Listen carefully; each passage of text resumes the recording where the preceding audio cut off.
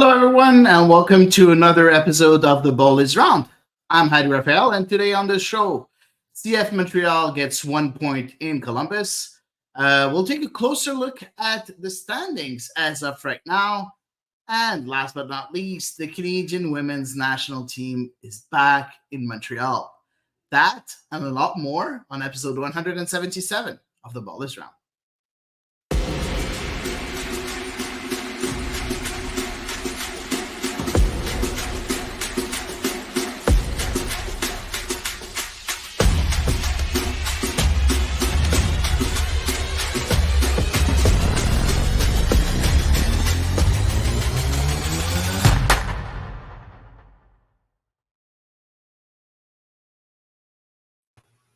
And I'm joined this evening by my good friends, Eve, Powell, and Elias Grigoriadis. How are you guys?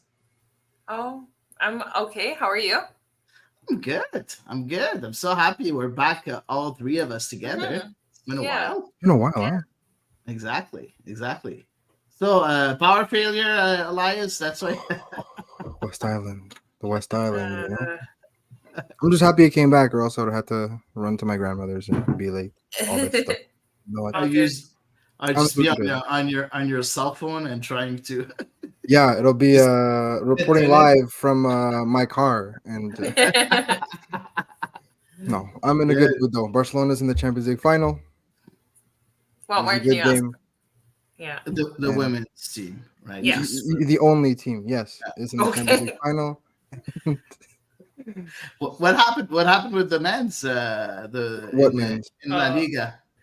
I don't know what you're talking about. Oh, there's a men's team. That's true.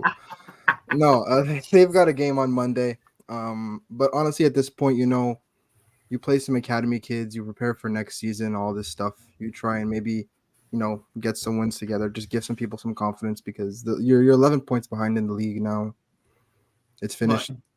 But you're okay, like you're already qualified for Champions League or not yet? Oh yeah, no, they're safe there. That's fine. Okay. So now, yeah, they're like 10, 15 points ahead of the Champions League out of the away from danger. So now you just focus on the academy kids. Honestly, that's all I want to see. Play the youth, right? Yeah, play the youth, exactly. Eve, what's going on with the Wolves? They won against Luton Town. For the first time since March 9th, they won yesterday. Wow. Okay. Yeah. It's been a little. What's going on? Mid-table finish? Mid-table finish is what we're shooting for. Just no more injuries. That's about it. Nice. Yeah. For us, we have a lot to play for this the end of the season for Marseille. Obviously, with trying to get to qualify for Europe next year because we're in 7th place right now, but it's very, very close. So possibly, we're of course having a very bad season on the league side, but on the flip side, the semifinals of Europa League against Atalanta, so that's great. I've been so nostalgic in the past few days because I watched all the the clips of the 3 times that we made the Europa League finals because we reached the finals 3 times already, and all three times we lost in the final. So I was like, I hope they just qualify for the final again, because every time it was, wow, it was unbelievable. 1999, 2004, and 2018. So if people are wondering, so a lot to play for Marseille at the end of the season. But you know what? We're here to talk about CF Montreal, the Canadian women's national team too, with some big news. So let's start with our club of our city, CF Montreal, playing another road game in Columbus. Of course, big day for the staff of Laurent Courtois and Laurent Courtois himself going back to Columbus. But also, I think it was a big day for Wilfried Nancy also to, meet up with Laurent Courtois. First matchup between the two. We all know that they're really they're close friends and they like each other very much. Laurent Courtois is seeing Wilfried Nancy a bit as his mentor, or as a person that he really likes the ideas that Wilfried Nancy put in place since he became a manager. So it was a great storyline for that game. But you know what? It ended in a 0-0 game. An entertaining, I think, 0-0 in my opinion. I don't think it was boring. But let's look at how Laurent Courtois was setting up with his starting 11. With Jonathan Sirois in between the pipes, you had the central defenders with George Campbell on the right, Joel Waterman in the middle of the back three, and Alvarez on the left with Joaquin Sosa injured. The wing backs, Juan, and on the other side, Raheem Edwards. In the midfield, Piet Chouanière. And up front, we had Duke Lassiter and Mason Toy as a lone striker. I say a lone striker. A lot of people are going to tell me, no, he wasn't a lone striker because, yes, as we've been saying since the beginning of the season, there's a lot of changes that happen during the game. At one time, it was Lassiter playing up front with Toy. One time, you see Lassiter playing in behind. So there's a lot of changes with the tactical shape of that team. But let's start with Jonathan Sirois, guys. Solid performance from Sirois, right, Eve? Yeah, very much so, I think. Obviously against Orlando, there was some criticism levied against him, and I wouldn't say that it was like incorrect that he received some of that criticism. However, this match, he made a few important saves, a really stellar kind of eye-catching save towards the end of the match, which is always a big deal. His distribution wasn't anything that got his team into hot water, which of course is something that's come up on a pretty regular basis since he's kind of stepped into the net. He didn't seem to be too shaken after his poor performance in the final or in the previous match, which is always a good thing to see that he was able to he appeared at least able to shake that off. So, and I you know what, and I think that also translated to the line in front of him as well. No, exactly. Elias, I heard, of course, the last pod. I wasn't here, but of course I listened to it. And you criticized Jonathan Sirois a lot last week, and deservedly so, as Yves said a bit earlier. But did he show up in Columbus in your opinion? Oh yeah, it was very much the Jonathan Sirois that we've come to know and love. Very good stops, a lot of energy. Distribution wise, again, sometimes we're a little bit spotty, but when at the end of the day, especially on the road, your first priority is keeping the ball in the net. And he did that to some incredible extent, So I think honestly, that was a classic Jonathan Sirois performance. I want to talk about distribution because that's been a subject since the beginning, of course, of the season. Of Laurent Courtois asking a bit more from his goalkeeper distribution wise. And honestly, I've seen, I don't know if I'm wearing some pink glasses or whatever, but I've seen improvement from Jonathan Sirois game in, game out. He's taking more risks right now in his distribution than he was in the first 3-4 games. And, of course, making riskier passes, riskier distribution, of course, you have a lot more errors. But we saw in the last game, of course, it wasn't great and far from it. But we saw, again, risky passes, but with less errors than it was before and, the previous game or the game before. Do you guys agree with that? Yeah, I think so. I think that, the fundamentals have gotten a lot better. And I think that, maybe the range to which he's considered like super reliable has gotten bigger. And yeah, also the style of play, right? Laurent Courtois wants different things from his goalie, like you said. So I think the fact that he is trying to break those lines is a good sign of confidence. The confidence is there, right? The technique will come. You keep working at it. It just shows that, that's still the probably the biggest hole in his game that he needs to work on. Yeah. But it's also a sign that he has improved, right? It's a sign that he is working on it. Yeah. He's not just kind of like, I can kick a soccer ball, leave me alone. Yeah, and he has another thing that he needs to improve on, and it's controlling the penalty area, making it his own. But again, that game in Columbus, we saw a couple of times, we saw him get out, going to the feet of the attacker, grabbing that ball. Eve, you watch a lot of Premier League, and usually the goalkeepers in Premier League, that's what they're known for, controlling the area. Very. Do you feel a difference in Jonathan Sirois' game, or is it too early to tell? I think it's a little bit early because, we're still lacking some of that consistency match in to match out. I definitely do agree that there are points in the match where we do see him willing to come out. And I think especially kind of what I've noticed with him is if it doesn't go well for him, if he's mistimed it or whatnot, he tends to take a while to try again. Whereas even if one of your attempts to intercept the attacker doesn't go as you planned, don't give up. Doesn't mean they'll all be that bad. But again, I don't know if that's maybe just something in his own head. But you're very right that he is becoming, I think, more of an active player in that defense. And I think we just need to start building some consistency.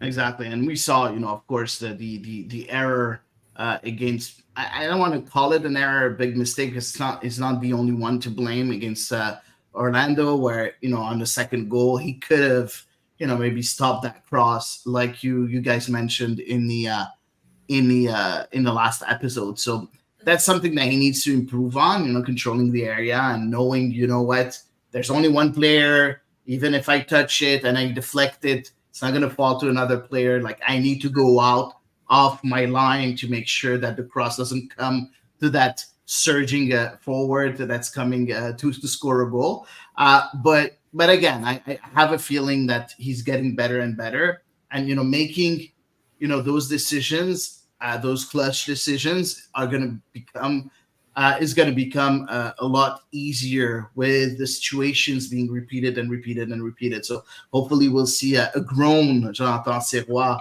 at the end of the season. But great game. I agree with both of you. Great game, I think, for him in Columbus.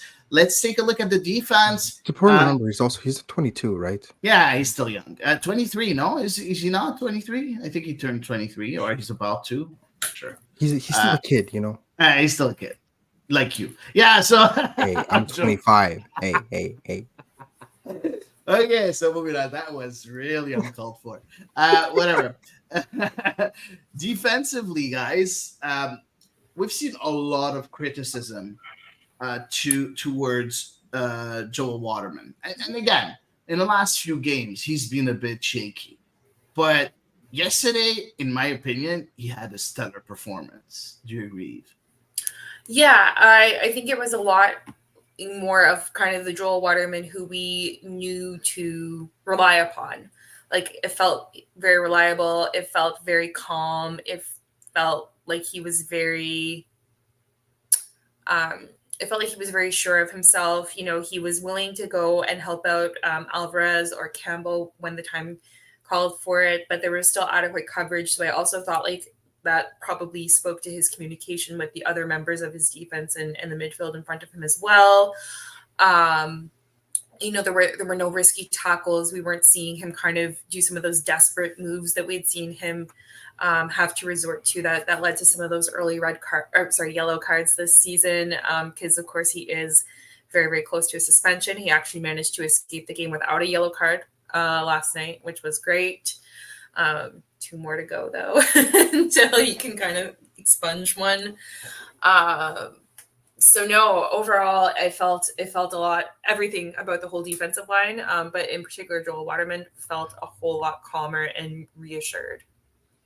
Yeah, and I agree with that. And I feel that I don't know if it's because of the opposition that he looked way better, or is it because he's learning?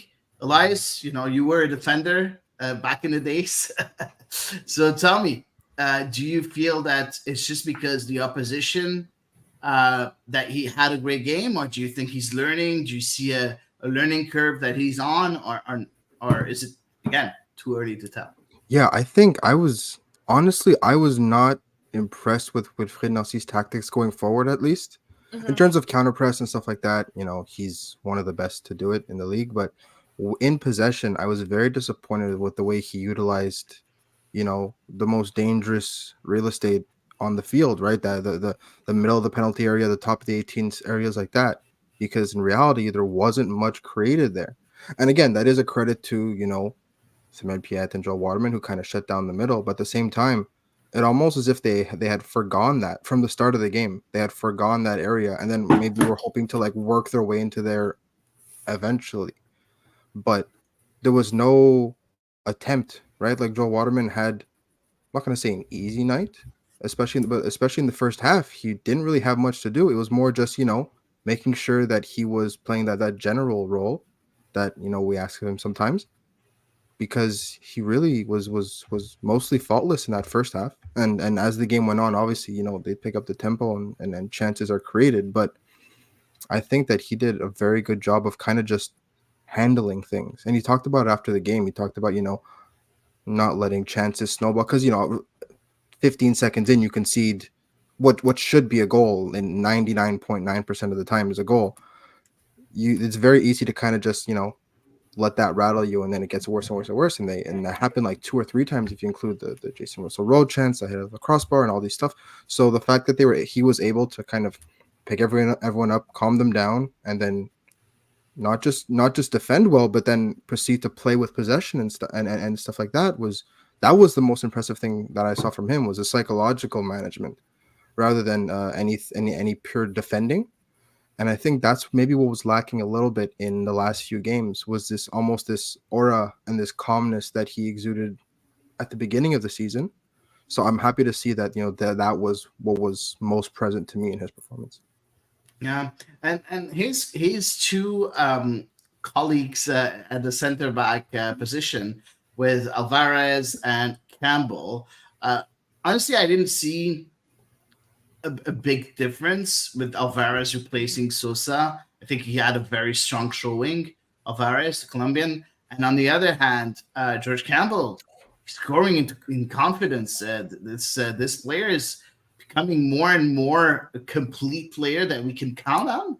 And I think he was, in my opinion, the best defender of the three yesterday. Eve, I see you making a face. Do you agree? You don't?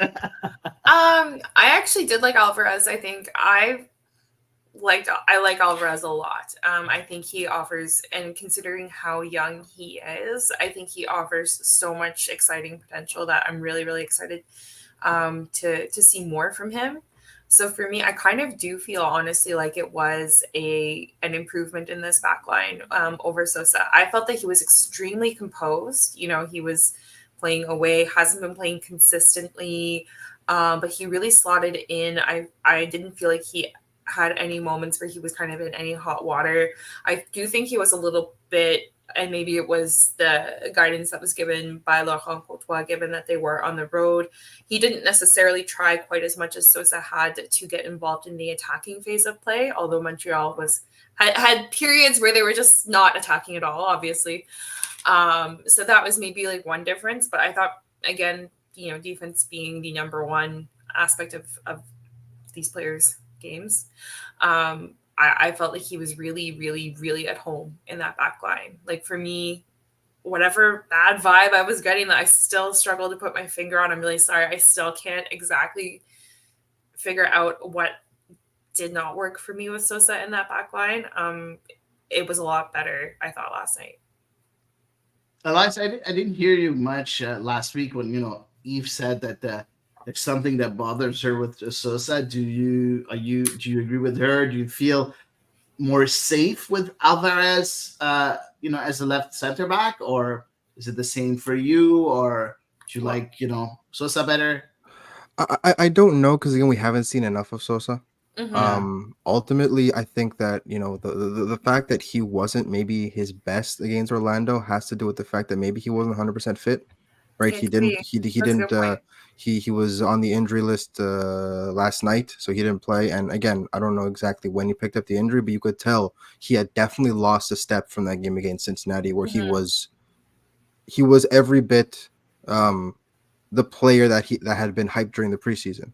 and you could tell that there was just like a noticeable dip in some just there was something to his game that wasn't there Yeah. the following week, and that may be a fitness thing. So hopefully he recovers. But Alvarez didn't really put a foot wrong, and even in the short cameos he had last year, you could tell that he doesn't really get phased, and that was one of the things that was so highly touted about him is his composure, and he's kind of showing it again. He seems so cool on the ball, and his decision making will get better. Yeah. I think that's the bigger thing. It's not the fact that he gets phased. It's just the fact that sometimes he just needs more match experience, and then it'll be very interesting. But honestly, I can't say a bad thing about any of the three center backs, but obviously Alvarez too. No, for sure. Completely agree with you guys. I prefer myself, Sosa. The reason is I like the risks that he takes. He's Alvarez is a bit more, as you said, Eve composed, but in my opinion, a bit frail sometimes, and is afraid to go forward, is afraid to go beyond what we were expecting. And Sosa's not. And I like that oomph in a player that, you're trying to do more than what we expect from a regular center back. And I feel that Laurent Courtois wants that. Yeah, go ahead. I do wonder though if we would see Alvarez trying a little bit more of that in a home match, because I think it's fully expected that you aren't going to see nearly as much of that in a road match. So that would be my only thought. Like, don't make up your mind yet. No, for sure. I'm just saying as of right now. Of course, I'm not.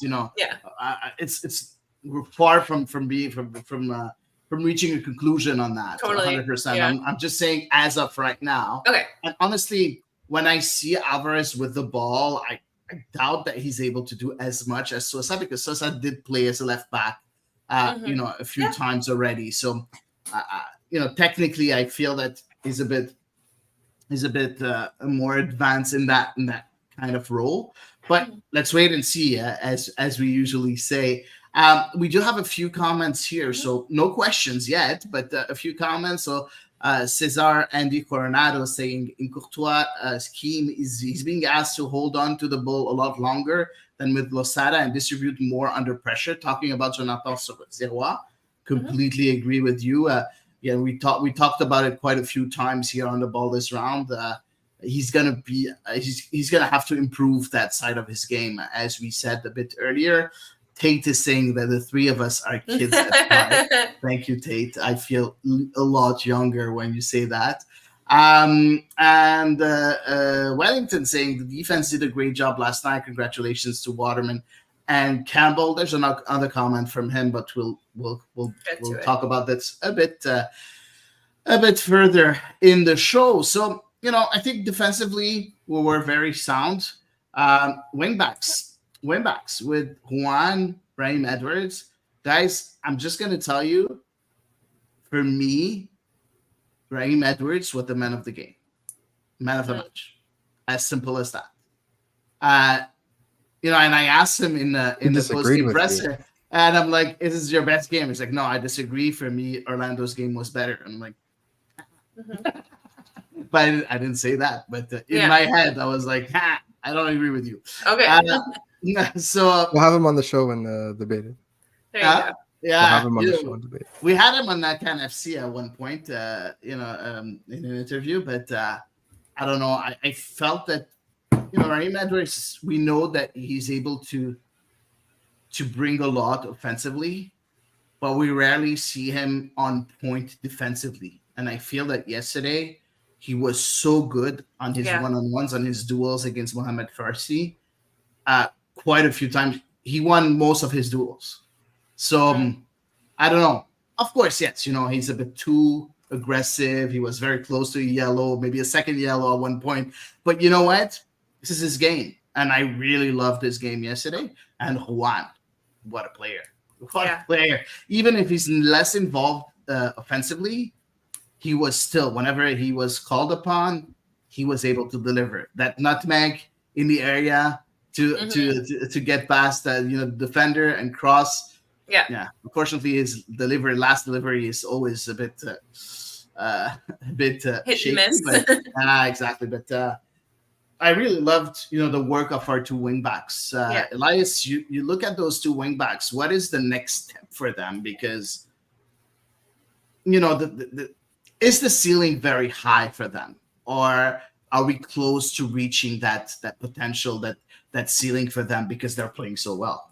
Honestly, I just think it's build some familiarity with some forwards, right? Have a run of like 3 or 4 games in a row with the same forwards and build a routine, because you saw it at times with Juan, even with Edwards, where it's half a step, I mean, sometimes with Juan, it's decision making as a it's whole. We talked about it, 15 right? steps. It's Exactly. 15 steps We sometimes. talked about it. Like someone like Juan who could defend like him, who's as quick as him, and who dribbles that well. If he also had the final ball, he wouldn't be playing in MLS.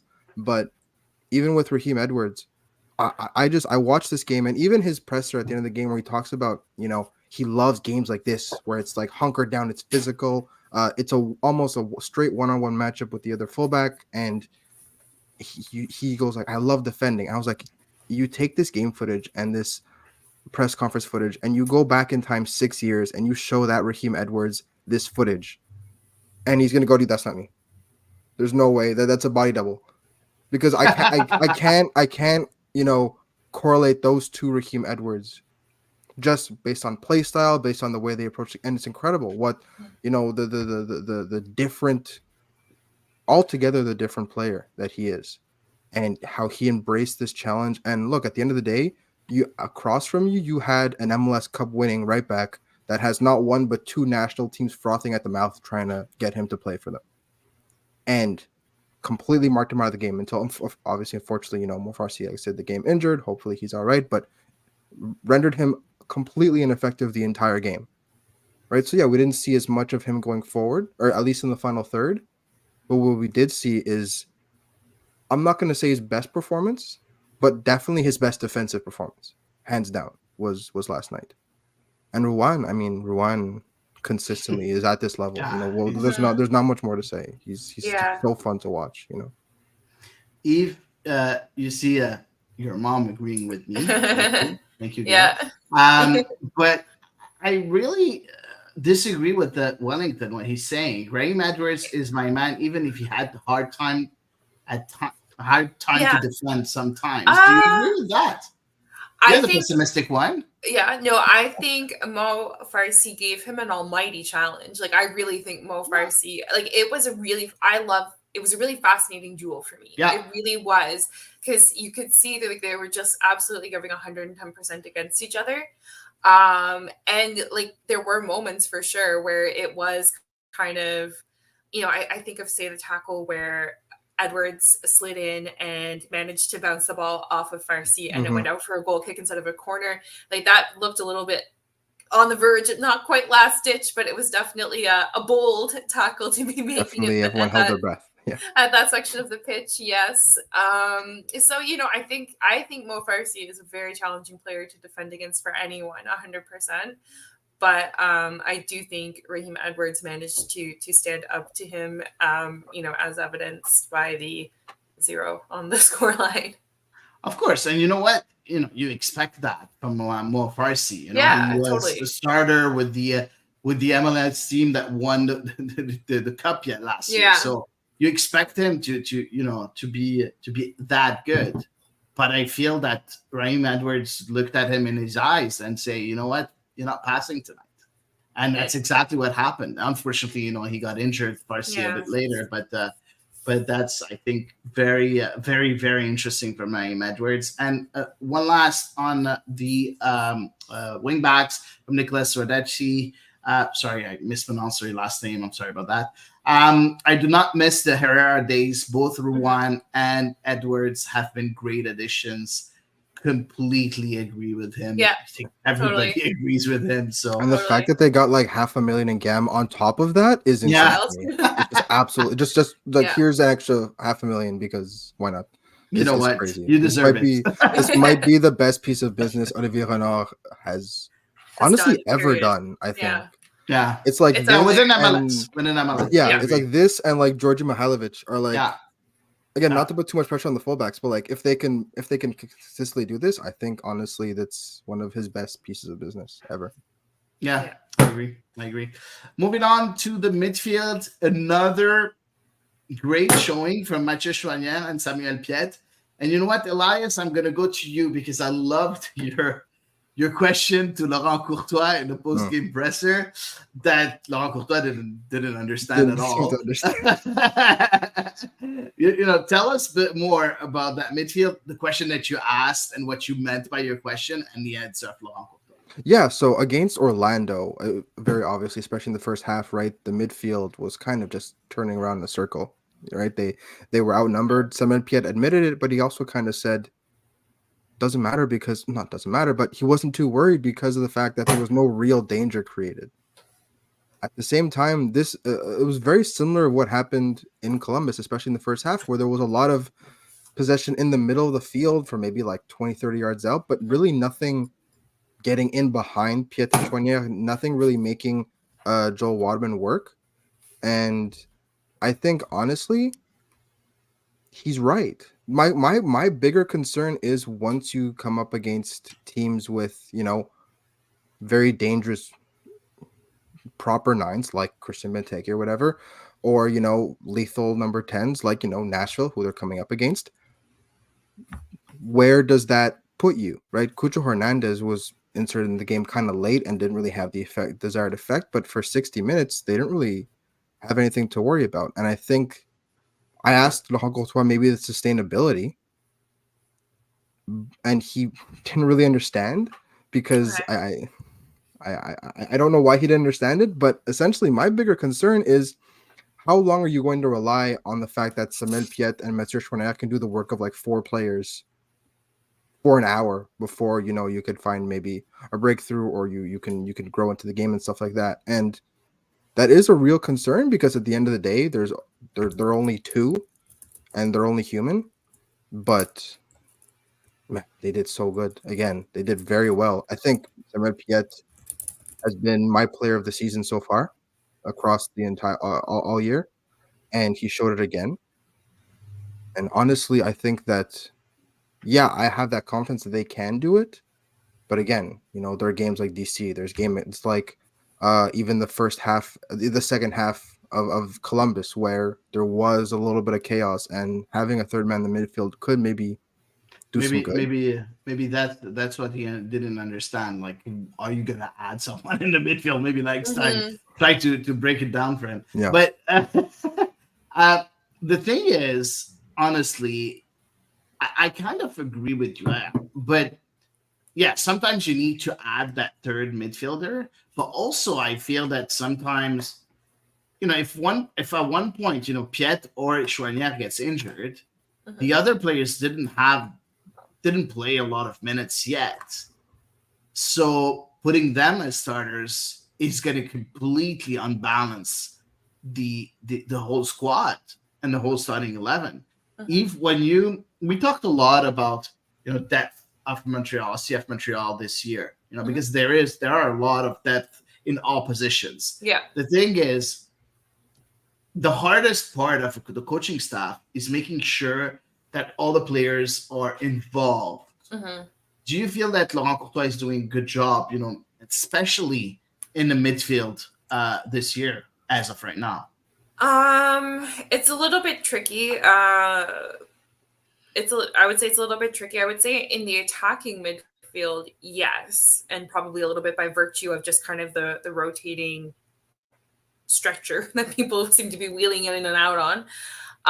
But when it comes to, say, the midfield itself, there are guys like Rita Zuhir, and Victor Wanyama who've really just gotten a handful of minutes so far. And I'm not counting the youth player or the players who just recently signed from the academy or the draft picks necessarily, just because I think the expectation for them to get playing time is generally very low. But when it comes to players who I think we were kind of expecting to see a bit more involved, like a guy like Victor Wanyama, who we know was largely on the outs with Hernan Lozada, kind of maybe seeing him get a second chance, because there is a lot that he can bring to a midfield, particularly in a midfield that's worked as hard as the Laurent Courtois midfield. Rita Zuhir, after a breakout season in San Antonio. kind of expected to see him getting on the ball a bit. I understand Nathan Saliba had an excellent 2023, though, of course, and you have to allow him minutes. So kind of is my answer, I guess. I'm totally get the number of minutes that Nathan Saliba is getting, but then I'm kind of like, but Rita Zuhir's there too, and so there are players where I say yes, and then there are some where I say no. Yeah, exactly. I think that some players need to be a bit more involved. Yeah, in order exactly. to produce, when the time comes, because he did answer you, Laurent Courtois, Elias, saying, you know what, we're gonna miss. We have a lot of games coming up, and other players will have their chance. But you know what? It's been already 9 games already that we played, and some players, as you said, Eve, Wanyama, Zuhir didn't have enough minutes. So I don't know. Let's wait and see if he's going to be able to involve everybody. And we do have Patrick saying we have a lot of games coming up. Yep. He'll get some playing time. I completely agree with that. But will it be enough? Will it be? Will they be placed in the right? In the right mindset or in the right conditions in order to perform, and that's what really bothers me right now. And of course we have Wellington talking about Wanyama not playing again, talking about his salary. I don't think the salary is important. I think that if you're in the squad and you're a veteran, you should get some playing time and for me, that's independent of your salary. Moving on to the upper midfield, if we can call it this way, with Ariel Lassiter, Bryce Duke. Bryce Duke had a great game against Orlando. A bit more difficult yesterday for Bryce Duke, and Ariel Lassiter also kind of the same. He had 2 great games, and yesterday a bit more difficult. When you look at the performance of those two, Eve, do you feel that we really, really miss those injuries that we have right now to Kokaro, to Martinez, to Yankov, that's playing a bit, and we'll talk about him a bit later, but he's coming back from an injury. Opoku, do you feel that that's becoming a real problem for CF Montreal? Not yet.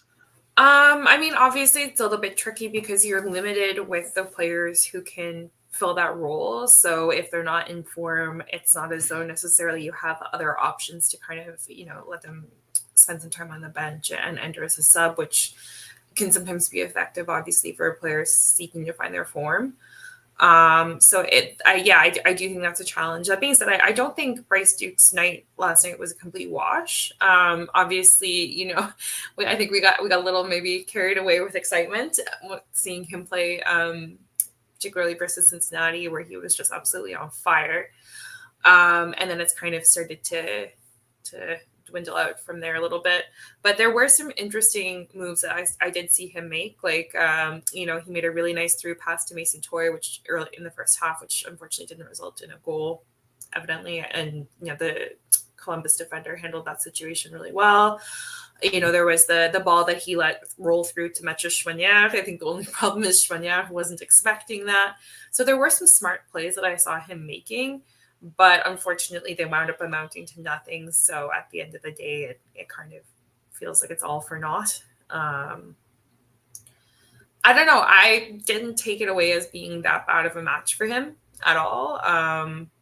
No, not as blazing as previously, but definitely have seen significantly worse from him.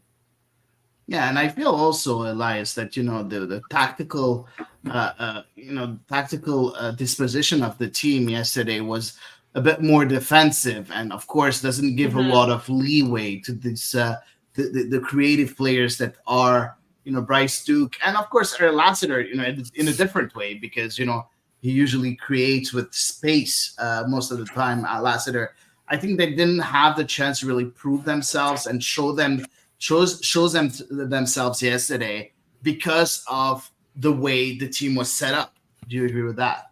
Yeah, I think that a game like this, Bryce Duke definitely wasn't his worst game of the year, but No, it definitely he had some good moments. Like you said, he should have had an assist when he played in Genotoni-Vilsain. Oh yeah, I yes. forgot about that one. Yeah, I mean that's. But you know what? That's also he comes back from an injury. Maybe you chalk it up We're gonna to talk lack about of that mastery. about Yeah, we'll talk Vincent about that a bit later. later. Yeah. But look, Bryce Duke had his moments.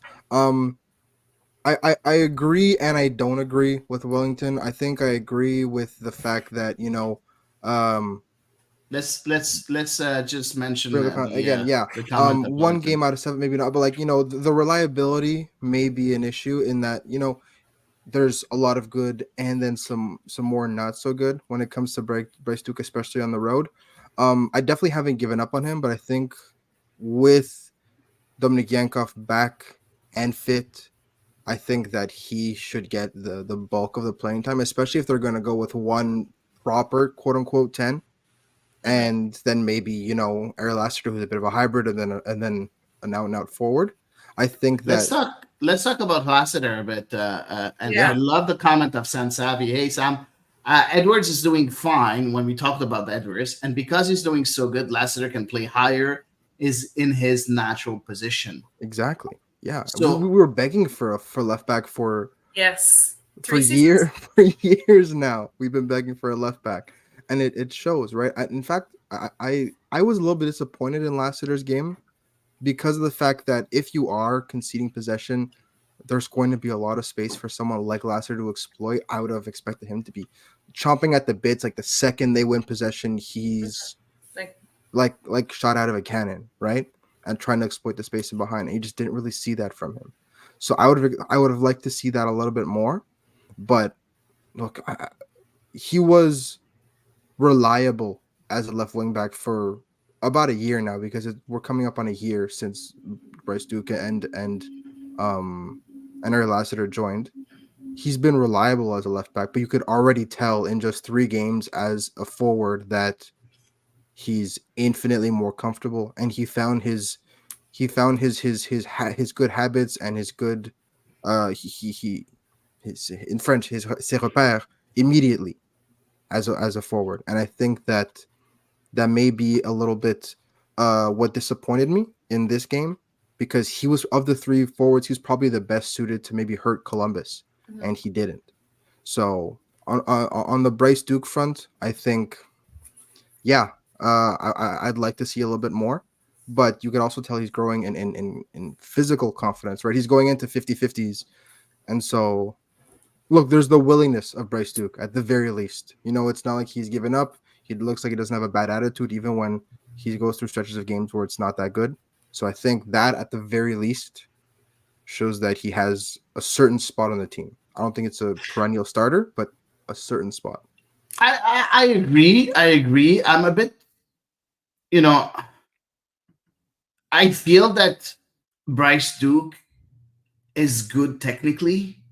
He just needs to learn a lot more, and he needs to understand the game physically. If I can, I don't know how to explain it, but sometimes I feel that whenever you're a bit too physical with him, he just completely, you can brush him off very easily. Yeah, exactly. And that for me is very problematic, very, very problematic. But again, technically, he can be very good for the club. I agree with that. So I don't think he's a definite starter either. No, but we'll talk about this. Yankov. We'll talk about the starters a bit later in the show. Moving on to Mason Toye, Mason Toye. He's a natural poacher, right? Yeah. If he gets a chance, he will bury it most of the time. But if he doesn't, you don't really see him, right? Exactly. Yeah. He, I don't know how to say it. Yeah, I mean, it's kind of been the same story really since he came back from his first bout of injury, which I guess was in 2021. Yes, his first big injury spell. It's kind of been the same old story, with him.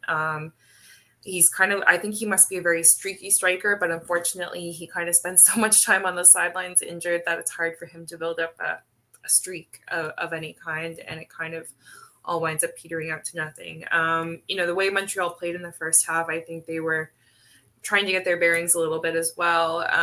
And he didn't have a ton of opportunities aside from the one long pass that was played into him. And I thought the Columbus defender did an excellent job of shepherding him, sideways so that he could not get a run in on goal.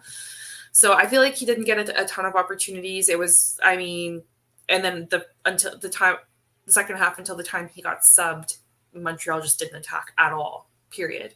So I feel hard like judging this one against him because kind of his team didn't get the ball where it needed to go. But, as I think maybe just me, we all had hoped, I'll say we all, and maybe it's just me. He hoped that this would be the season where it's not just one really good match from him, it's multiple and maybe like stringing them together. But I will not write him off quite yet because last night's match, we knew it was going to be a tricky one for sure. Yeah. Honestly, I think we talked about it at the beginning of the season already. I think in a way we all gave up hope on Mason Toye, and we said it quite a few times here on The Ball Is Round.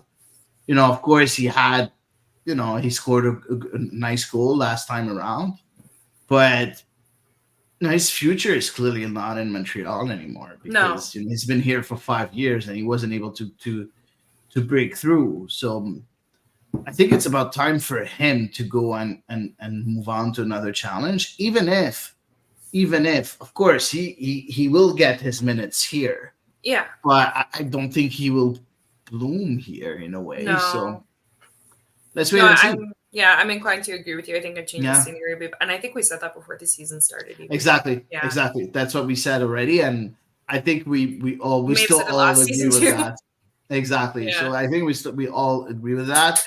Nothing against the player potential. No. Let's not forget that he was very close to being called up with the U.S. national team at one point. Played with the U23s. He was a bright prospect for the U.S. national team. Unfortunately, injuries, stop his progression in a way. So, hopefully he'll be able to find a better place for him. But I think as soon as we get, our strikers back, our offensive players back, he will not get a lot of minutes, in my opinion.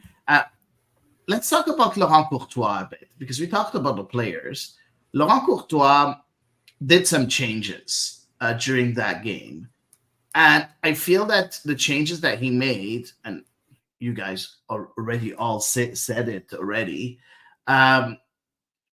made such a difference and helped the team, create momentum. And I liked what you tweeted, Elias, on the TBIR account. And I'll show exactly what you tweeted. It's the momentum. And you see the blue in the graph, anything that's blue, that's Montreal. And you see it clearly as soon as the subs are made, the momentum shifted directly to CF Montreal. And that was, I think, very interesting. So let's talk about the substitutions. We can talk about them individually or as a whole because it's Laurent Courtois' thinking that made I think those substitutions as successful. So Mason Toye going out for Dominic Yankov, Jonathan Vilsan coming in for Ira Lassiter. That's at the 55th minute. And then you had Nathan Saliba for Samuel Piet, which Sam Savvy said is his player of the season so far. And then, of course, at the end, it's just to lose time. Gabriele Corbo coming in for Raheem Edwards, Sunusi Ibrahim coming in for Bryce Duke. So, Yves, what did you think about Laurent Courtois' performance on the bench and the adjustments that he made? Yeah, I thought they were very good adjustments. Montreal had been suffering since they came back from the locker room. They were just under siege really from Columbus, even though Wilfried Nancy hadn't made any subs on his end. His tactical adjustments were clearly to ratchet up the pressure on a relatively inexperienced Montreal side with a lot of young players. So I think that Laurent Courtois' reaction to that was timely, because we've seen him, I think, let some situations linger, and maybe like a sub would have been helpful earlier in the match. So I think the timing of his subs was good. And as well, I think that the players he chose to bring in, obviously helping Jules-Anthony Vincent, who we're all really excited about, get some minutes coming back from injury, also offering a slightly more dynamic profile than what Mason Toye had shown to date that night.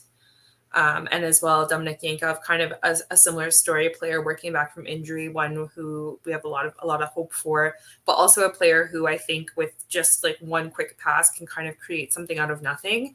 And at least for the first 10 minutes or so of that second half, Montreal was working with nothing. So I totally understand the choices, and I think they were good ones. Elias? Yeah, a lot of the time when when coaches make the first substitution, especially if it's a tactical, it's like, when one coach blinks first almost. But in a case like this, I think Laurent Courtois blinked first and forced Wilfried Nancy to kind of adapt, because as you see with the momentum swings back Columbus way, because they're at home, they're that good, they can control the ball and stuff like that.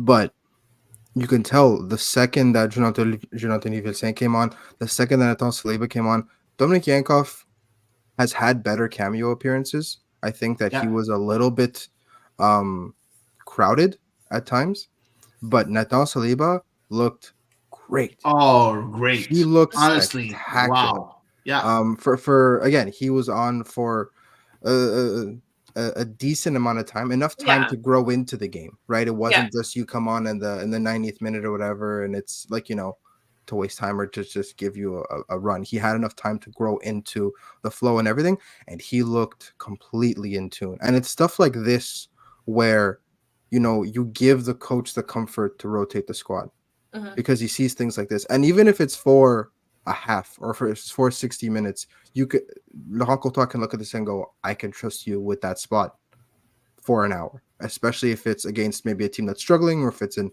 Canadian Championship, you're good for it. Jean-Anthony Vincent, I mean, you saw it immediately, right? His first action going forward, he took a shot, right? Even if some 25 yards out, it's the willingness to try something, right?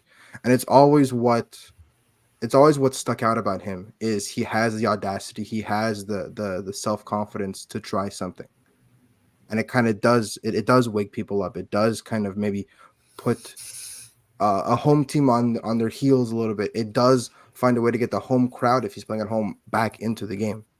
I think that's one of the things he does best, is he has the ability to kind of reinvigorate people. Not like Kokoro necessarily, where he does it with Grinta, but he does it more with, he'll take someone on 1v1 and he'll try and dribble some people, or he'll take a shot and, even if it forces a save from the keeper and, has no chance of going in, it's something of note. And again, I think that he had a very good several moments. Took a really nasty shot to the head that I'm shocked wasn't a card in any way, anything like that. Anyway, that was a very weird sequence, and glad that he's all right.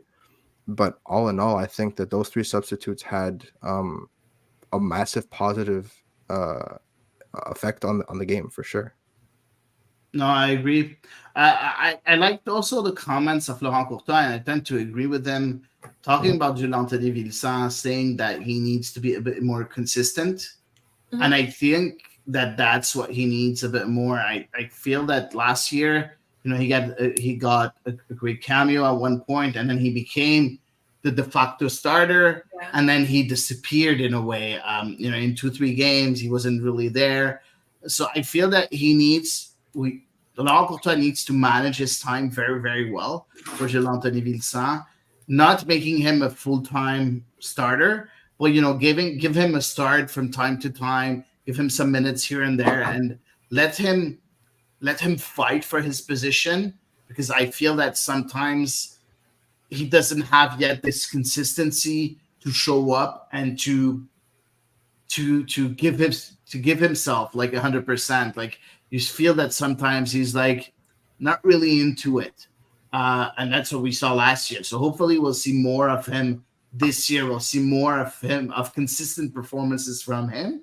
But he was, a really, really interesting player for CF Montreal yesterday. As you guys said, love Saliba, as you guys said. Also, I feel that those two substitutions helped a lot. Yankov was great too. And I think this will be a great transitions to all the three questions that we had before the show. I'm gonna mention all three questions one after the other because for me it's kind of the same question like asked differently. So let's start with the Tate first. Who will get the start as the number 10 position next Saturday at Nashville? And we have Joe Zarro. That says, do you start Vilsa next game? Also, who starts Duke? Who starts Duke or Yankov? I don't think Duke had a bad game. I just like the way Yankov is more explosive and finds the open spaces quicker. And then Dr. Foot, it seems like Toy is invisible, not participating in the play when the ball isn't being thrown to him exactly the way he wants it. Is he a one-dimensional striker? Do you put Vincent starting against Nashville? So I don't know. Let's start with you, Elias. What will be your front three? Because I think that's the question. All those three questions come up to what is your front three? Yeah, look, honestly, when you look at it, it's tough to argue against having, Jonathan Vissin and Dominic Yankov in the starting 11. Now, whether you want to have 2 10s and you have Bryce Duke, whether you have Ariel Lassiter and you want that little burst of pace, that depends on what kind of Nashville you're expecting. That Nashville that, will try and score and then defend, or that Nashville that maybe adapting with the times a little bit. But ultimately, I think that Jonathan Vissin needs to be in there. I think that Dominic Yankov needs to get a start and needs to start consistently contributing to the group, because if he can stay fit and kind of get with the rhythm of MLS, then he's going to be, so much more impressive. And ultimately, I think I'm going to go with Ariel Lassiter just because they do need that extra punch, and he does have that one-on-one capability to take people on with the dribble that Bryce Duke doesn't. And I think that front three is until Mahala comes back, until the reinforcements, if you will, come back. I think that is probably your strongest front three. Eve? I'm not too far off, I don't think, from Elias. I think Lassiter will retain his position, share work rate and everything. And one-off game, I think, is too much to bench a guy, particularly when you're running this thin. If Yankov is fit, I would hope to see him start. Nashville has been in a really dark place so far this season. They're, usually hermetic defense has not been quite so. So I think there's perhaps something to play for. I don't think they're in terrible form right now. I think there's going to be questions of confidence. There are players who are kind of working their way back from injury, but more on the defensive side of the pitch than the attacking. So I think there's something really interesting to play for there if Yankov is fit. If he's not, I expect it will be Duke again. I think I prefer seeing Vilsaint come into a match rather than start, especially, a player so inexperienced and working his way back from injury. Like, even if he is closer to fit, say, than Yankov is, I think I would still prefer that he come into this match, especially all the more so given as it's on the road and you don't have the benefit of the home crowd behind you. So in that case, obviously, needs must. It is what it is, and then it would be Mason Toye starting up top again. I like both of your starting three. But I agree with Eve that for me, Vilsaint has to be a substitute and not start a game yet. Again, he's been injured for 6 weeks. So I think it's a bit too early. Even if he's fit, it's too early to give him the nod right away. I agree that Bryce Duke should be benched because, and we talked about it quite a few times here on the Ball Is Round, I feel that Bryce Duke and should be a starter when we're playing at home and not when we're playing away. Because he doesn't have what it takes to play away from home, in my opinion, as of right now. So I would go with Lassiter, Yankov. But up front, I would choose Sanusi. Okay. I want to see Sanusi get more minutes. I think that the few cameos that we got from him were very, very interesting since the beginning of the season. I think he deserves that chance at one point. And I think it will be very interesting to see, the synergy between all three of them, because I feel that that Yankov sometimes is a bit more like a striker than a number 10. Yeah. So I feel that, and Sanusi sometimes is a bit more as a midfielder than a striker. So I feel that they will swap positions from time to time, and things unpredictable a little exactly, bit. So, exactly. Okay, I could get behind that. I would go with that, but since we're trying something, so that will be my choice for the front three. So I think we answered all three questions in one shot, and I love that. I love when we're efficiency. Exactly. So let's take a look at the standings right now, because I know it's very, very early, but I want to discuss the standings, because when you haven't watched, we have, I think, an image. Sorry, I wasn't sure if you were ready for it. Okay. Yeah. So let's take a look at this, because I know a lot of people, are saying, we're out of the playoff race, and again, CF Montreal has a weak club, and stuff. But when you look at it, we only played 2 home games. We're unbeaten at home. We played 7 away games. We're able to pick up 8 points already away from home. And again, we're the team that has played the less amount of games in the season, or after Philadelphia.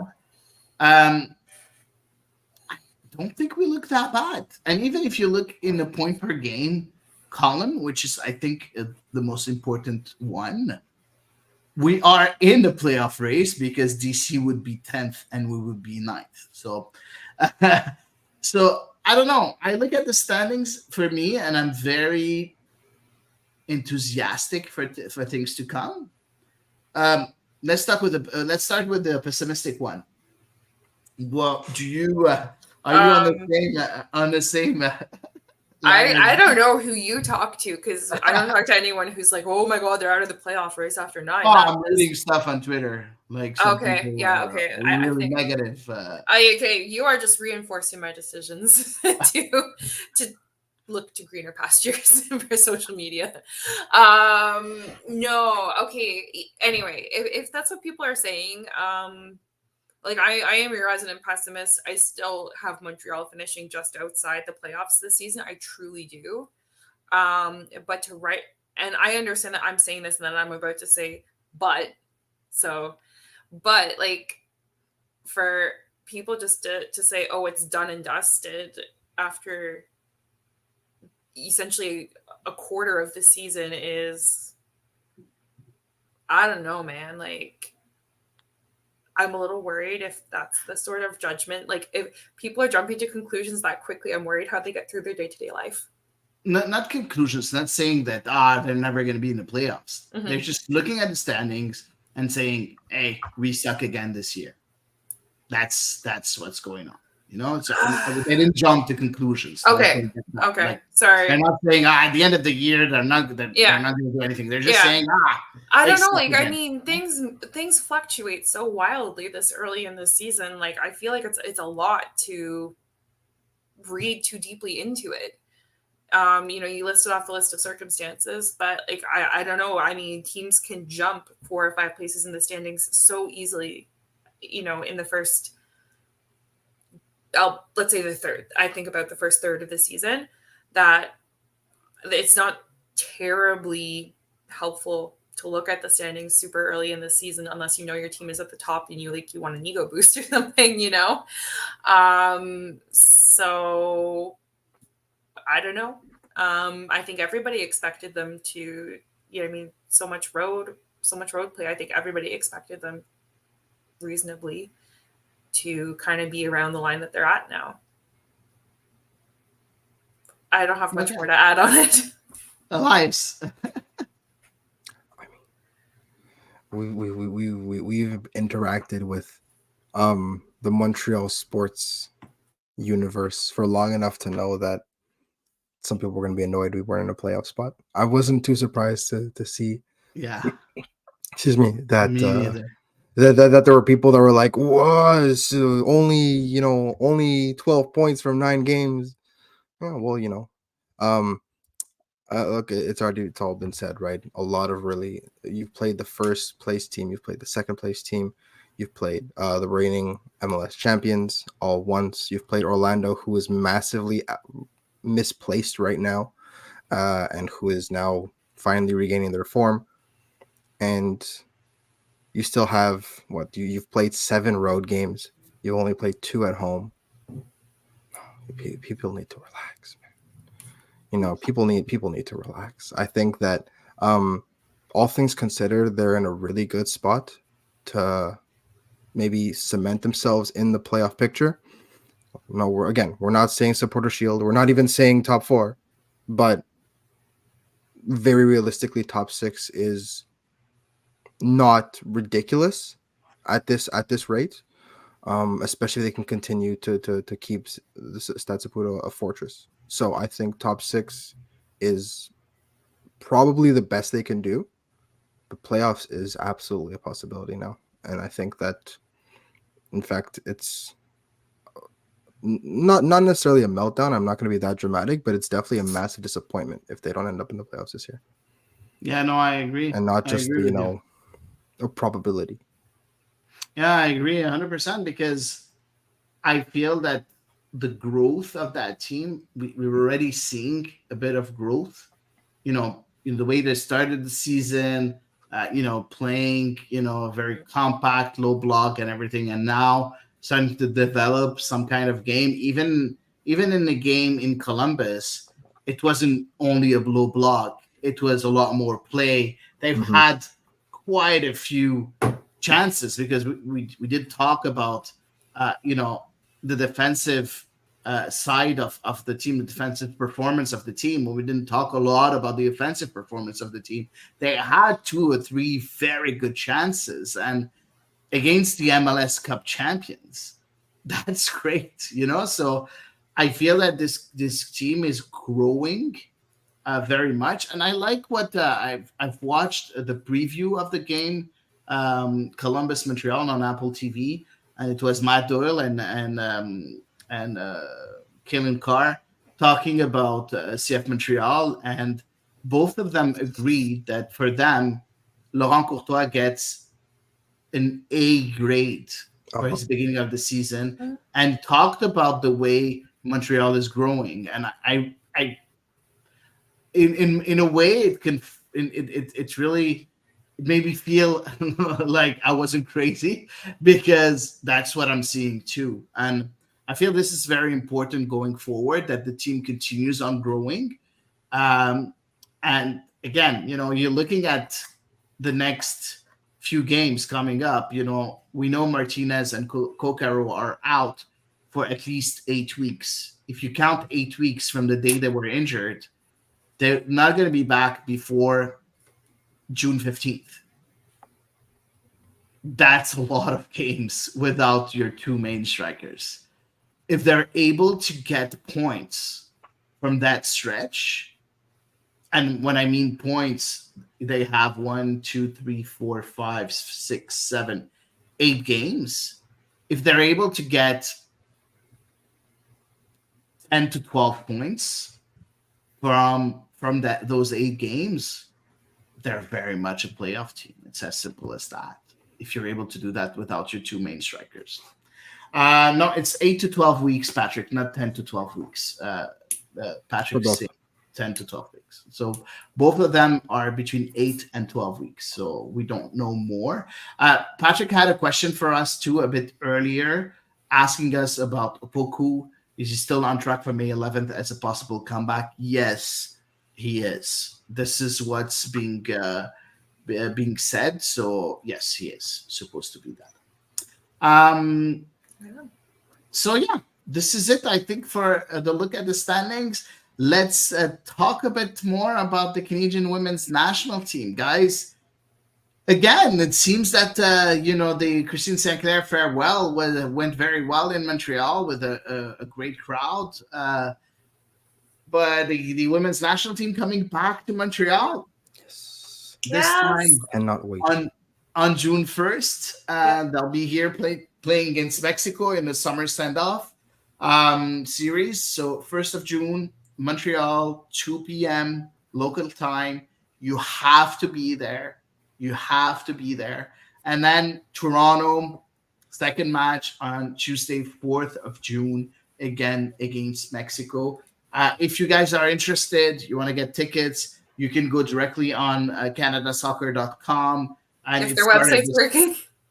Yeah, exactly. The sale started already yesterday, so you're able to go and buy your tickets from starting now, for sure. Eve, how exciting is this to see the women's national team back in Montreal? I'm so pumped. I'm so happy. I'm so thrilled. I was like a child at Christmas earlier this week. And the announcement where they had Evelyn Vian and Kaylin Sheridan was so cute.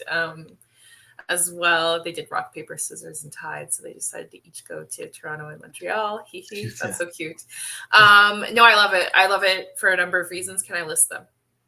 Do you mind? Yeah, of course. Go ahead, please. So obviously them coming to Montreal is excellent because Canada Soccer has long been accused of being Toronto-centric. So always happy to see that they are visiting other locales. Very happy on my end because they're visiting my locale. Excellent to see that they are getting some send-off matches before the Olympics. The team, Bev Priestman, the players, the fans, everyone has been asking for this kind of all year. And with all the tumult at Canada Soccer in the past year and a half or so, I don't think it was necessarily a guarantee that they were going to be able to pull anything together, just based on how things have gone and kind of the general discourse around this organization. So being able to bid good luck, farewell to the reigning gold medal holders right before they take off to hopefully defend their gold medal is, I think, a massive opportunity for Canadians and for Canadian soccer fans. That thrills me to no end. And obviously as well, this, I think, like the Christine Sinclair farewell, it was obviously an occasion, and it was like a very it was like bittersweet, I guess, occasion. And of course, it did end, unfortunately, in a late loss, which was disappointing. But this time around, I think there's going to be like a lot of hype, a lot of excitement, because it's going to be looking ahead rather than kind of looking back, which is the kind of match that I do really enjoy. Elias, when you look at this kind of friendlies, being played in Montreal and in Toronto, what would be your marketing strategy around that? Would you have a marketing strategy to bring as many people as possible? What would be your strategy? This is the reigning Olympic champions. This is the come and help send them off, and it's beginning of a new era. All this, there's a lot of different ways they can kind of go about this. There's a lot of different storylines, I think, but ultimately, they're reigning Olympic champions. They kind of have to defend their title. Exactly. I think that is the biggest marketing hook you need. Yeah.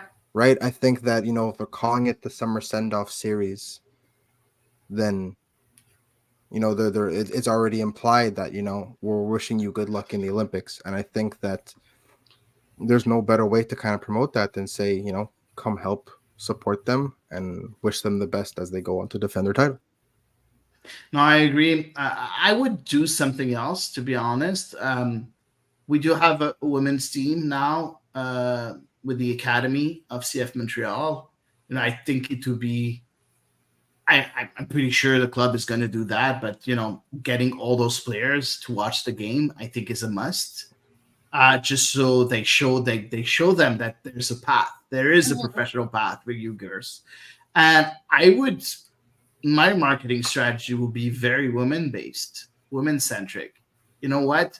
Let's go and attract as many women as possible, saying, you know what?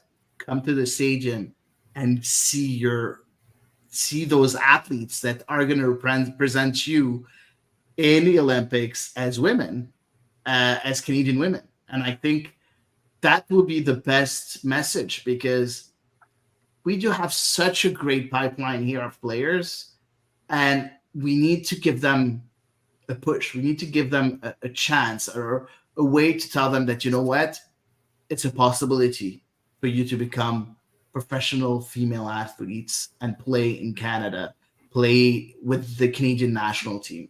And I feel this marketing strategy, I think, would be very, very, very positive for women's sports in Canada. And I think we really need it, in my opinion. It would also be a great chance to maybe unveil a Project A team or something. Can you imagine that? That'd be crazy. That would be Elias, crazy. don't. I'm in denial. It's okay. Let me be in denial. I hope that Rhian Wilkinson will be here.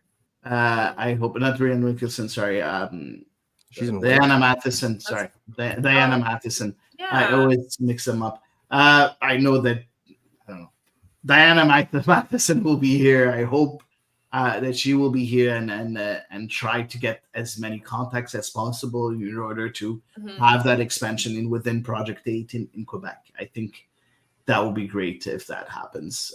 I hope to meet her. So yeah. Good. Anything else to add on on this subject? Perfect. I'm excited. Yeah, we all are. Absolutely. Let's move on to social media right away. We'll put the segment right now.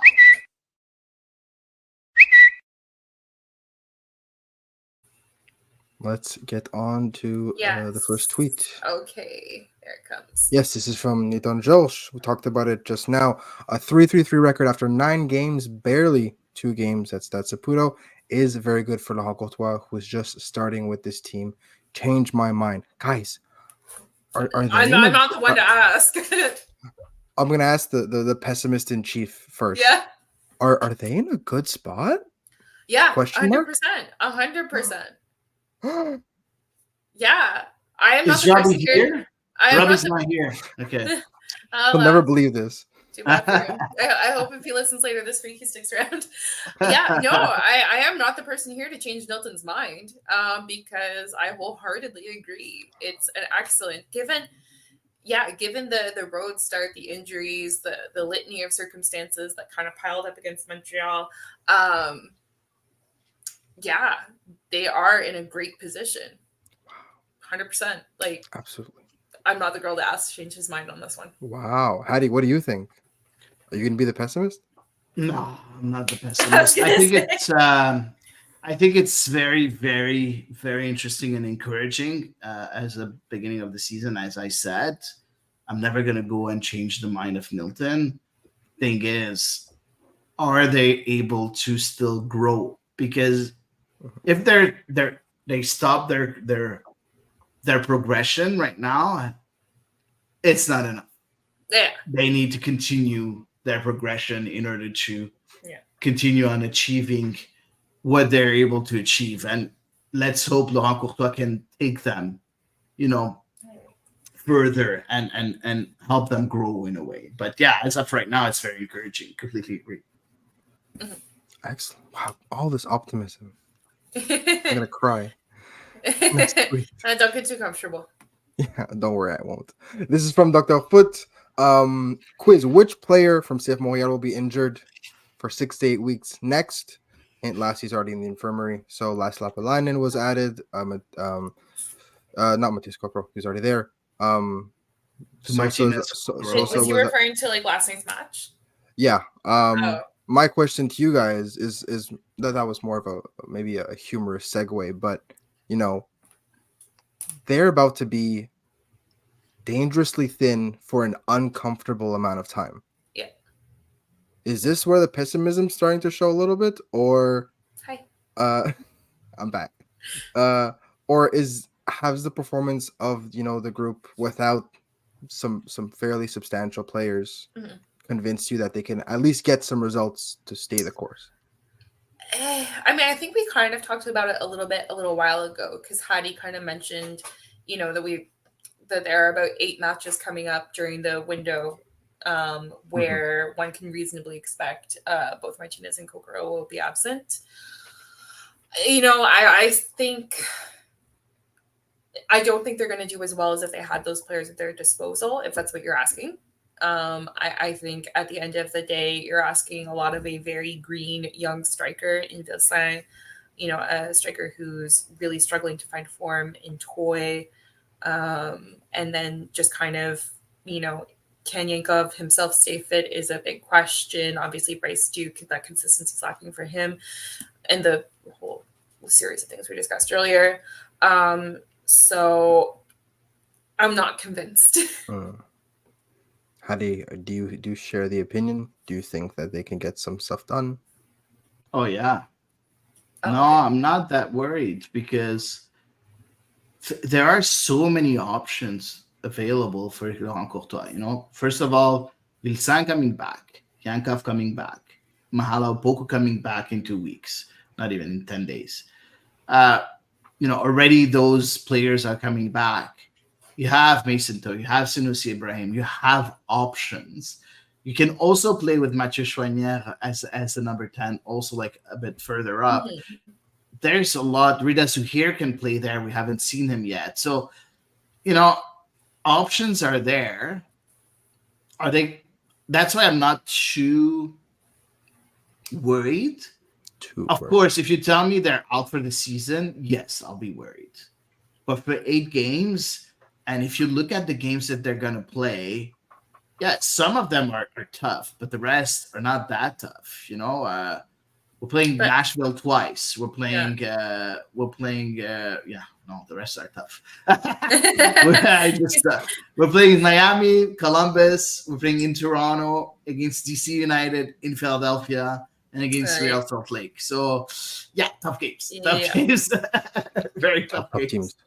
Yeah, tough teams. So, I don't know, but I'm still not worried because we have something that Olivier Renard said, and for me, that is the most interesting thing that he said since the beginning of the season.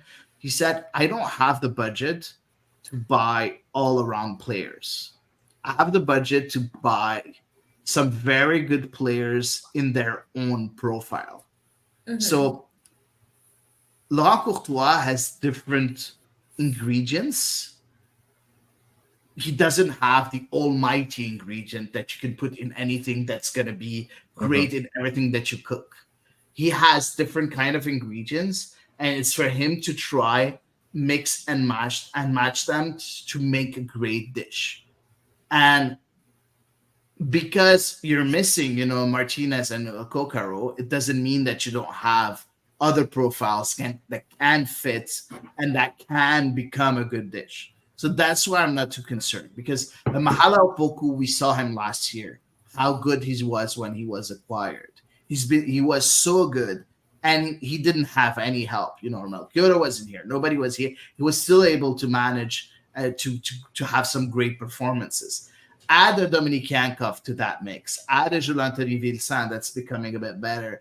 Add a Bryce Duke at home where he's able to be that technical player. And I feel that you have something going, even without Joseph Martinez and Matthias Kokoro. Again, might be wrong, but being worried right now, I'm just not. Very interesting. Next tweet. This is from Amin Sabri. Under the radar, including Canadian Championship, CF Montreal will play 8 matches in May. Canadian Championship being on May 8th and the 21st, because, again, we have 2 legs. Next Wednesday, we will know if the quarterfinal will be against York or Forge. Most likely Forge, given, it is Forge. I would like to see Opoku return to the Canadian Championship. 8 games in May. It's a lot of soccer.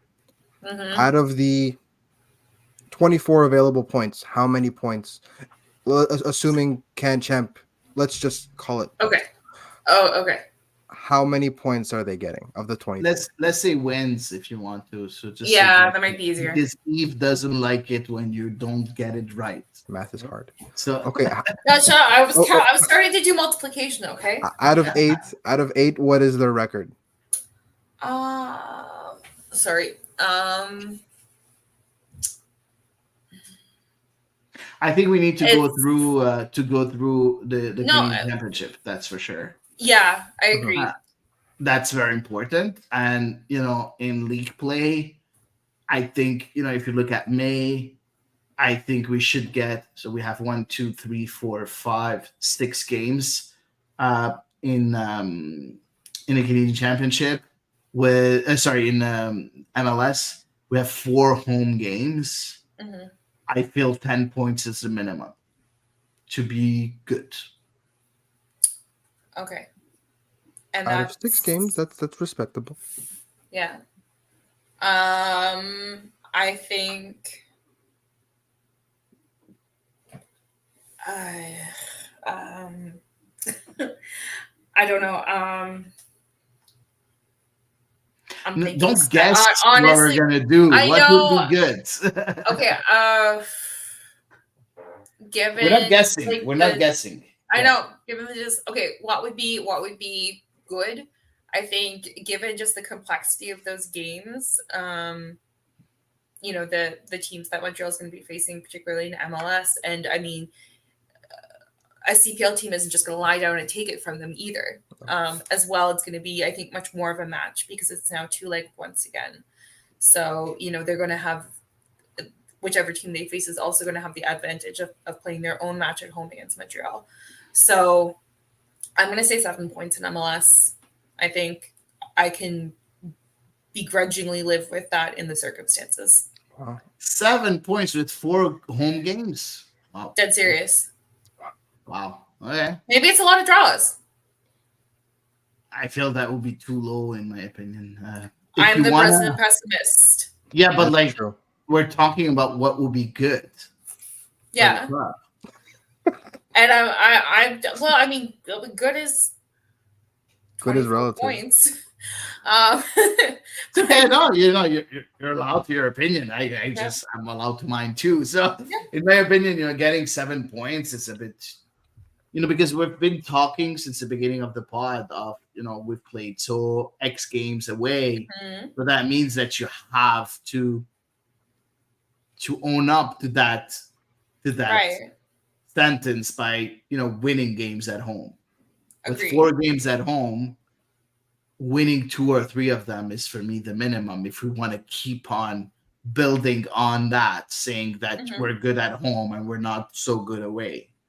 So that's why for me, in order to live up to that, you need at least 10 points. But okay, fair enough. Let's agree to disagree. It's okay. Yep. We're loud.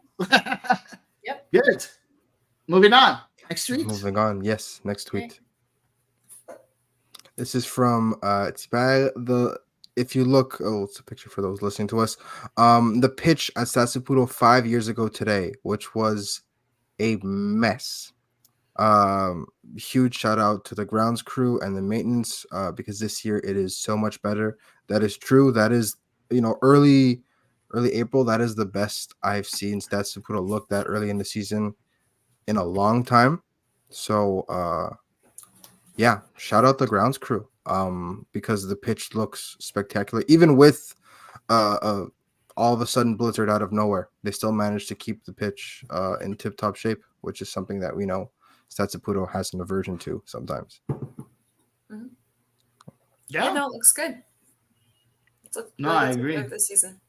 Now, of course, we didn't have the same winter that in the previous year. We had a very, very mild winter, so that I think helps the grounds. But yeah, no, I really love it. When we went to Stade Saputo for the first time against Cincinnati, I was like, oh shit, this looks green. neat. It's green and beautiful, and it seems so healthy. There's no orange. It's incredible. Exactly. It was fun. I can't wait to go back. Honestly, waiting so long to be at home and going again for 2 games away from home was the next one is Miami too. So. I need my shot of adrenaline, So yeah, next one is Miami. So that'll be something. That's for sure. That's gonna be last but not least, this is from W Soccer. This is the effing worst. Quinn down with a knee injury. It's a tweet from the Seattle Range. 5 minutes in, Quinn subbed out for a knee injury. Yeah, they've had a tough year. Assuming this is worst case scenario, it's not great. They miss the Olympics.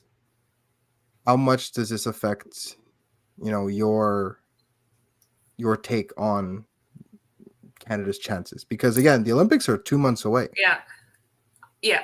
No, I agree with you. It's concerning for sure, but and I think that they can be super important in a lot of Canada's matches.